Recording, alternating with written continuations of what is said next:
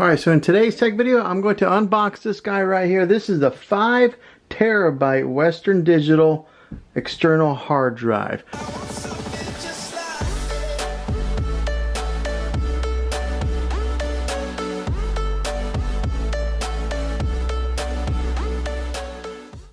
Now, just to give you a little perspective on what 5 terabytes can hold, they say that 1 terabyte can hold up to 500 hours of movies.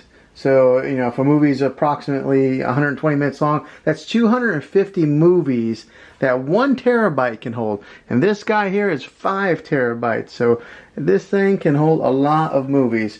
Now, if you are somebody who stores a lot of photography or picture taking or any kind of photos, they say that 1 terabyte can hold about 250,000 photos. That's 1 terabyte, so just take that times 5.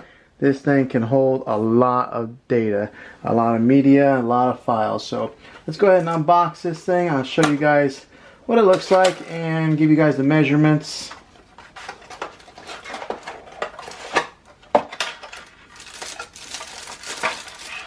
Okay, so once you do get it out of the box, this is what it comes with. You got your external hard drive here. It's got a booklet that, well, I never read.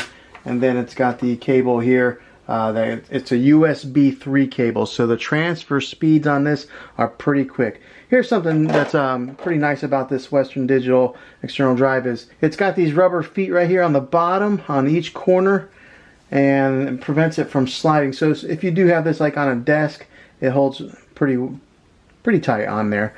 Now the way I'm going to be mounting this thing is I put a piece of Velcro here, and then I stick it underneath my desk. So that might give you some ideas on where to mount this thing. I like a clean desk setup, so that's why I do it that way.